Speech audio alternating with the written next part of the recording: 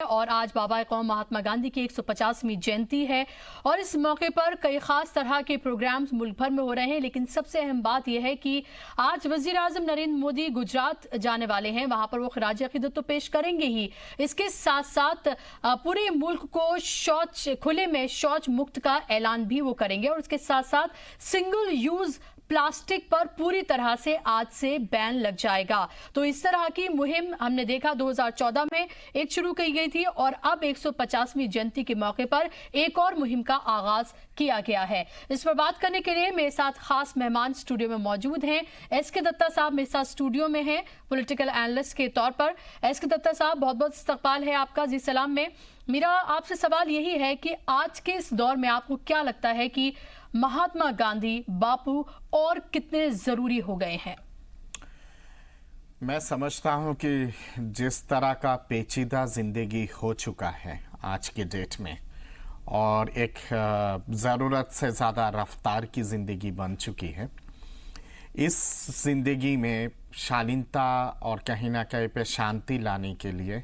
ऐसे महापुरुषों की जो एक सोच है और जो विचार है और जो पूरे देश को कहीं ना कहीं पे प्रभावित किए थे,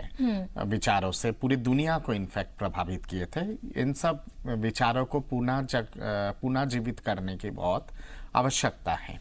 आज हमारे देश में मतलब कि चारों तरफ जिस तरह का एक हिंसा का माहौल है, जो लोग एक बहुत ज़्यादा शॉर्ट टेम्पर्ड हो गए,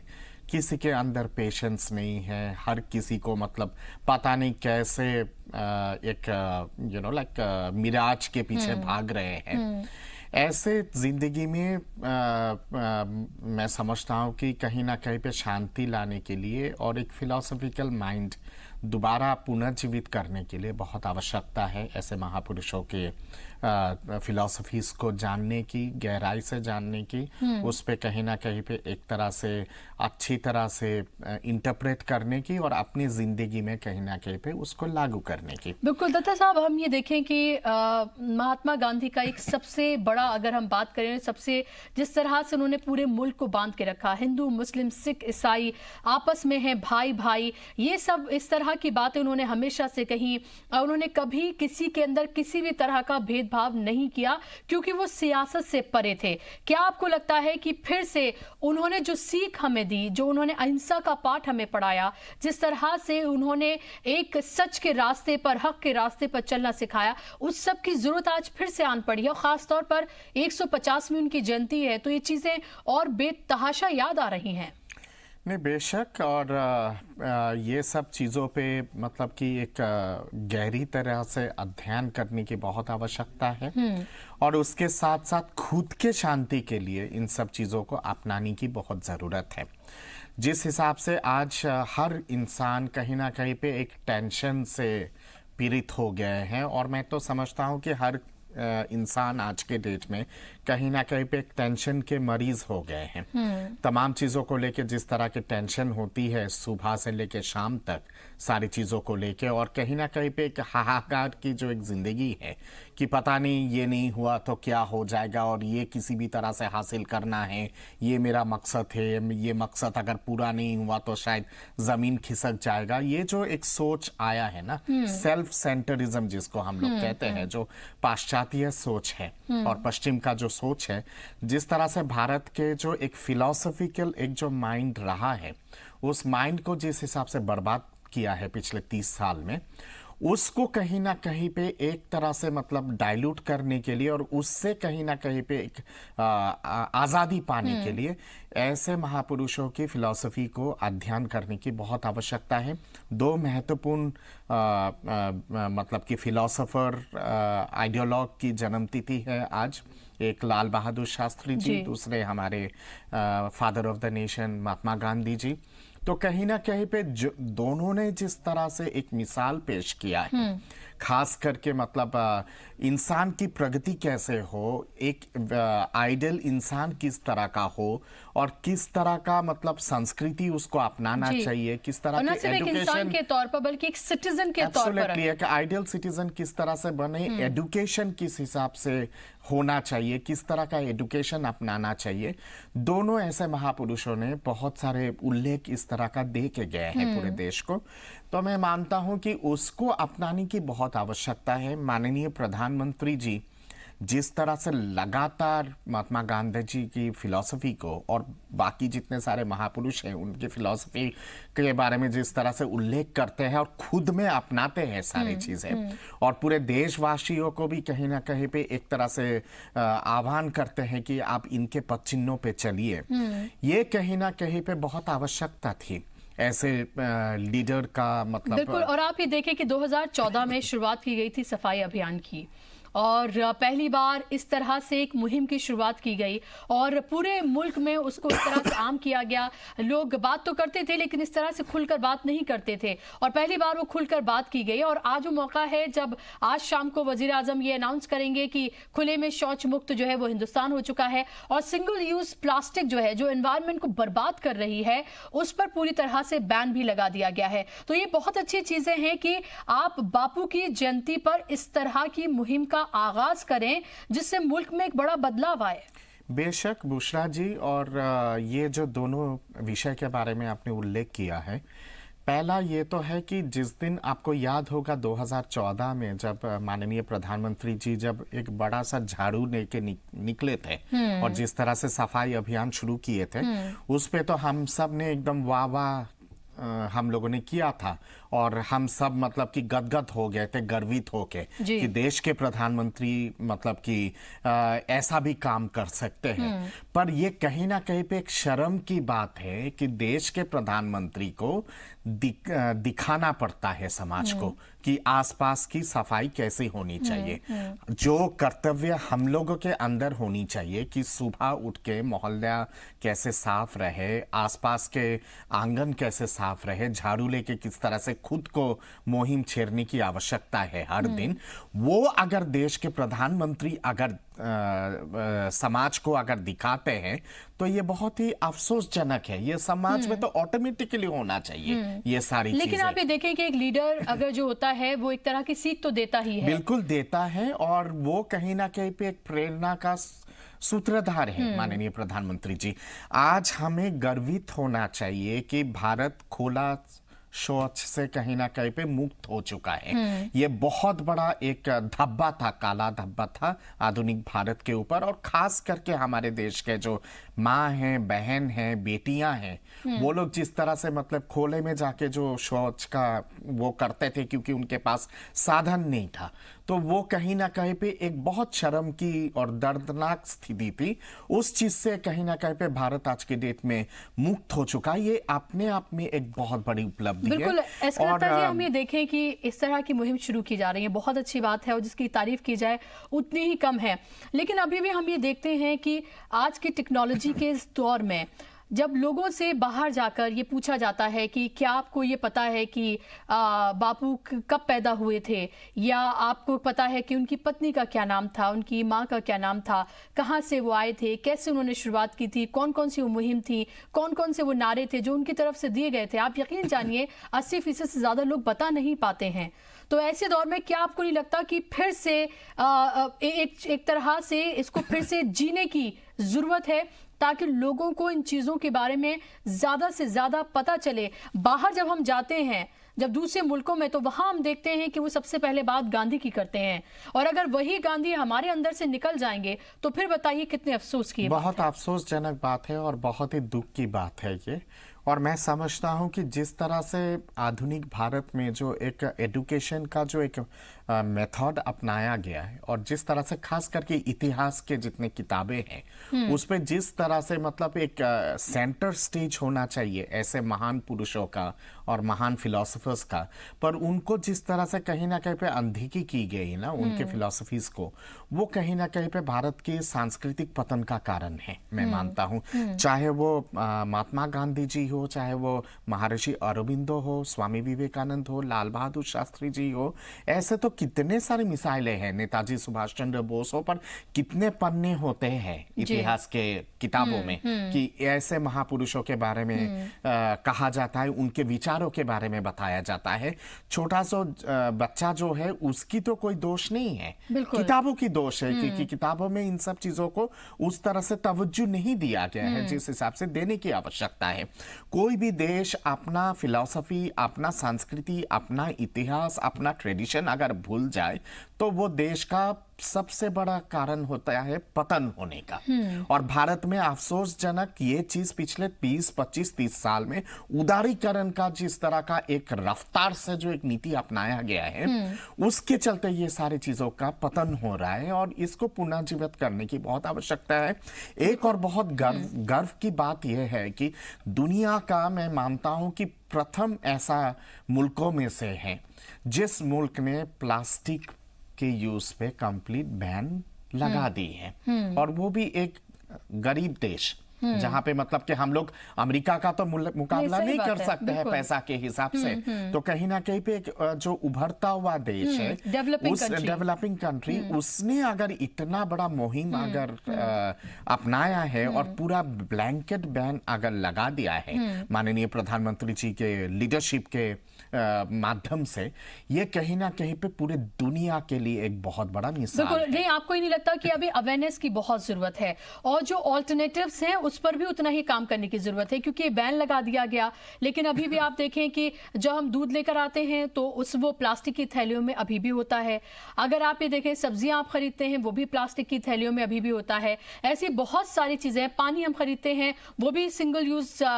वो प्लास्टिक होती है। तो अभी आपको नहीं लगता कि ऑल्टरनेटिव्स पर भी उतना ही काम करने की जरूरत है कि पैसे भी ज्यादा खर्च ना हो, उनका ऑल्टरनेटिव उसी तरह से बाजार में मुहैया हो जिस तरह से सिंगल यूज प्लास्टिक थी, ताकि लोगों को, जो कस्टमर्स हैं या दुकानदार हैं या आम लोग हैं, उन्हें उस तरह की परेशानी ना हो। बेशक, और ये अवेयरनेस लेवल पूरे गांव-गांव तक, गली-गली, नुक्कड़ तक, मोहल्ला तक जाने की बहुत आवश्यकता है, क्योंकि ये कहीं ना कहीं पे प्लास्टिक के जो एक हैजर्डस जो इम्पैक्ट है ना, वो एनवायरनमेंट के लिए बहुत बहुत घातक है, क्योंकि ये तो डिग्रेडेबल है नहीं, और पॉल्यूशन और एनवायरनमेंट के लिए कहीं ना कहीं पे एक तरह से पॉइजन है प्लास्टिक। दूसरी बात यह है कि प्लास्टिक जैसे जैसे हमारे देश में पॉपुलर हुआ, हमारे तमाम जितने सारे ऑल्टरनेटिव्स थे, जैसे जूट हो गया फॉर एग्जाम्पल, या फिर नारियल के जो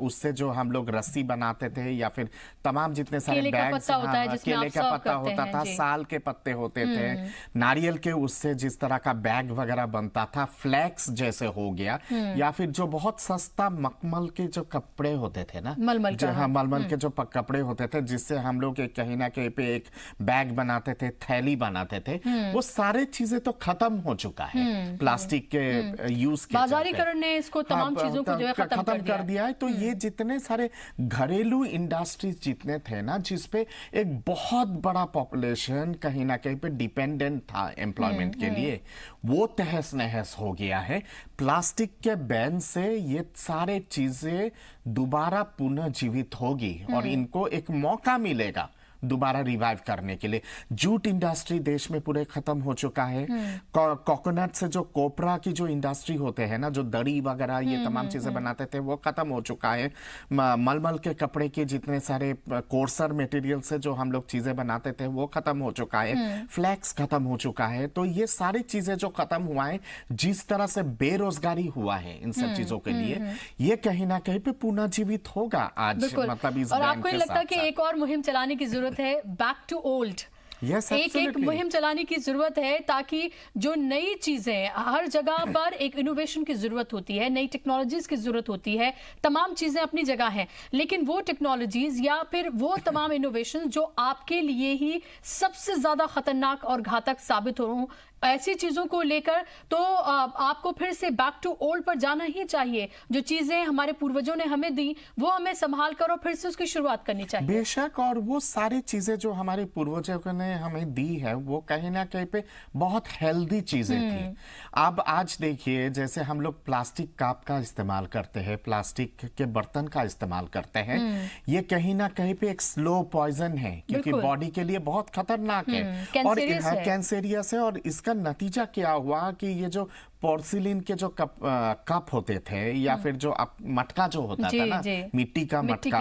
मिट्टी के मटका, या फिर आपके पीतल के जो थाली, कांसा की जो थाली, कांस के जो थाली, ये सारी चीजें खत्म हो गया था। स्टील के थाली वगैरह सब चीजें खत्म हो चुका था। और ये तमाम जितने सारे ट्रेडिशनल इंडस्ट्रीज रहे हैं भारत के, वो कहीं ना कहीं पे बहुत बुरी तरह से प्रभावित हुआ था। आज आप मुझे बताइए बुशरा जी, कितने लोग तांबे के थाली का इस्तेमाल करते हैं, कितने लोग कांसा के थाली का इस्तेमाल करते हैं। लग्जरी हो गई है, अब लग्जरी हो गई है। पीतल के थाली का इस्तेमाल कितने लोग करते हैं। बचपन में हमें याद है कि हमारे माँ, दादा, दादी, नानी वगैरह खाना जब परोसती थी, वो पीतल के थाली में देती थी या फिर कांसे की थाली में देती थी। कांसे का ग्लास होता था, पीतल का ग्लास होता था, और वो हेल्थ के लिए कितना अच्छा था। तांबे के जो वो जग है जिसपे पानी रखा जाता है, आज पिया जाता है, तो आज उसमें हेल्थ और डाइट के बेनिफिट्स जो हैं वो देखे जाते हैं। तो ये सारी चीजें पुनर्जीवित होगी प्लास्टिक। इसीलिए मैं बैक टू ओल्ड की इसीलिए मैं बात कर रही हूँ। और आज हम बात कर रहे हैं बाबा कौम महात्मा गांधी की, क्योंकि आज उनकी 150वीं जयंती है। उनकी जो सोच थी, जो उनकी फिलॉसफी थी, मुल्क को किस तरह से वो लेकर आगे बढ़े, जिसकी वजह से मुल्क आजाद हुआ। आज हम उस आजाद फिजा में सांस ले रहे हैं, इस पर बात करना बेहद जरूरी है। एस.के. दत्ता साहब लगातार मेरे साथ स्टूडियो में मौजूद हैं। एस.के. दत्ता साहब, जो हमारे मुल्क की नींव है वो है यूनिटी इन डाइवर्सिटी, कि यहाँ पर हम मुख्तलिफ मजहब, मुख्तलिफ जबानों के, मुख्तलिफ कलर्स और मुख्तलिफ क्रीड, इन सब के होने के बावजूद भी we are one, we are Indian. जब हम बाहर जाते हैं तो हम सिर्फ एक हिंदुस्तानी के तौर पर ही सिर्फ जाने जाते हैं। कोई हमसे ये नहीं पूछता हिंदुस्तानी मुस्लिम हो, हिंदू हो, सिख हो, ईसाई हो। लेकिन क्या आपको नहीं लग रहा कि गुजरे वक्त से अब जब हम आते हैं लौट कर, तो उसी यूनिटी इन डाइवर्सिटी को खत्म कर कर यूनिफॉर्मिटी लाने की कोशिश भी की जा रही है, कि अगर आप मेरे जैसे हैं तो मुझे आप एक्सेप्ट हैं, अगर आप मेरे जैसे नहीं हैं तो मुझे आप कबूल नहीं है। नहीं, मैं समझता हूँ कि बुशरा जी, ये सारी चीज़ें जो है ये एक दो धार तलवार की तरह इस चीज़ को किया गया है। पहला तो ये है कि सेकुलरिज्म के नाम पे जिस तरह से कम्युनिटीज़ को डिवाइड किया गया, उसके साथ साथ आपके रीजन्स को डिवाइड किया गया, जात के नाम पे पूरे एक सोशल स्ट्रक्चर को तहस नहस कर दिया गया, और उस पे जिस तरह की राजनीति हुई है वो कहीं ना कहीं पे एक बहुत बड़े लेवल पे ऊपर से लेके नीचे तक डिसइंटीग्रेशन प्रोसेस और आपका डिवीजन का एक बहुत बड़ा कारण रहा है। वो सारी चीजें अब उसको जिस हिसाब से डिवाइडेड हो गया था सोसाइटी, उसको दोबारा जोड़ने की बहुत आवश्यकता है। मैं आपके बात से बिल्कुल सहमत हूँ कि गुलदस्ता भी तभी खूबसूरत लगता है जब उस पे अलग अलग रंग के फूल हो जी, और अलग अलग रंग के फूल के बिना गुलदस्ता अधूरा होता है जी। पर उसको कहीं ना कहीं पे बांधने के लिए एक ओवरऑल एक स्ट्रक्चर तो चाहिए, और वो जो ओवरऑल स्ट्रक्चर है वो कहीं ना कहीं पे एक तरह से, जिसको हम लोग मॉडर्न सेंस में अगर मैं उसको डिफाइन करूंगा तो उसको हम लोग कहीं ना कहीं पे नेशनलिज्म कहते हैं जी। और एक देश के अंदर, मतलब एक देश के प्रति समर्पण होना और एक देश के अंदर रह के देश का किस तरह से तरक्की हो और एक राष्ट्रीय सोच अपनाना बहुत आवश्यक है। अब इस पे जब नेशनलिज्म का भी एक सीमा होती है, उस सीमा को जब कुछ लोग या फिर रिएक्शनरी लोग जब उसको लांग जाते हैं, वो कहीं ना कहीं पे एक हाइपर नेशनलिज्म की तरफ या फिर जिंगोइज्म की तरफ वो बढ़ते हैं, और वहां पे फिर उसका एक काउंटर प्रोडक्टिव एक वो होता है, मतलब एक इम्पैक्ट होता है जो अपने आप में खतरनाक है। जैसे मतलब कि डिवाइड करना, डिवाइड एंड रूल जिस तरह से खतरनाक है, उसी तरह से अल्ट्रा जिंगोइज्म भी अपने आप में कहीं ना कहीं पे खतरनाक है। तो इसलिए इन दोनों जो खतरनाक पोजीशन है, इसके बीच में संतुलित रहने की बहुत आवश्यकता है, मीट पात की जरूरत है। और ये मीट पात जो है, ये मीट पात, ये तमाम जितने सारे महापुरुष हैं उन लोगों ने यही मीट पात पूरे देश को दिखाया है, पूरे दुनिया को देखा है। बापू के बारे में जब हम लोग बात करते हैं या फिर बापू की सोच के बारे में जब हम लोग अध्ययन करते हैं, महात्मा गांधी जी ने केवल भारत के परिपक्ष में नहीं कहा ये सारी बातें, वो तो पूरे दुनिया के लिए कहीं ना कहीं पे एक मिसाल है। जो एक श्वेत और अश्वेत की जो राजनीति पूरे पश्चिम में चलता था, आप याद कीजिएगा साउथ अफ्रीका में जिस तरह से उनको ट्रेन से बाहर कर दिया गया था, फेंक दिया गया था, और वहां से उनकी ये राजनीतिक जर्नी शुरू होती है और संघर्ष शुरू होती है। श्वेत अश्वेत के विरोध में जिस तरह से उन्होंने लड़ाई लड़ी, और वो जो कहीं ना कहीं पे एक पूरे पश्चिम को जो एक उन्होंने एक आईना दिखाया कि आप लोग कितना क्रूर हो अपने सोच में, वो भी तो अपने आप में एक काबिले तारीफ चीज है। इसके साथ साथ यूनिटी इन डाइवर्सिटी, जिसके बारे में आपने कहा है कि धर्म अलग, हर किसी व्यक्ति का धर्म अलग अलग क्यों ना हो, पर फिर भी जो एक संतुलित सोच होता है जिसके चलते बांध के रखते हैं समाज को एक दूसरे के साथ, वो भी अपने आप में एक बहुत बड़ा मिसाल है। और इसके साथ साथ अहिंसा, नॉन वायलेंस, जो नॉन वायलेंस के लिए ये पूरा देश हमेशा से जाना गया है। बिल्कुल, अभी आप देखें यूएनजीए में भी देखें आप, वजीर आजम ने कहा कि युद्ध की नहीं बल्कि बुद्ध की धरती है, बुद्ध की धरती है। और हमेशा से अब हम ये देखें कि छोटी छोटी सी बात पर ये देखा जाता है दत्ता साहब की अभी कानून अपने हाथ में लेकर भीड़ एक इकट्ठी होती है और सड़कों पर लोगों को जो मारा जा रहा है, जो एक तरह का तशद्दुद फैल रहा है, आज के दिन उसको भी देखने की जरूरत है कि अगर बापू ने ये किया होता तो क्या वाकई में आज हम उन्हें उसी तरह से याद कर रहे होते। ये भी एक बहुत तरह से सोचने की जरूरत है। अहिंसा का नहीं, उन्होंने अहिंसा का रास्ता अपनाया, हिंसा का नहीं। तो हिंसा से कुछ हासिल नहीं होता बल्कि मोहब्बत से होता है और अहिंसा से होता है, ये भी समझने की जरूरत है। बहुत शुक्रिया दत्ता साहब, मेरे पास वक्त की कमी है, आप स्टूडियो में आए, इतना कीमती वक्त आपने दिया, बहुत शुक्रिया। और इसी के साथ हमारे आज के इस प्रोग्राम में बस इतना ही।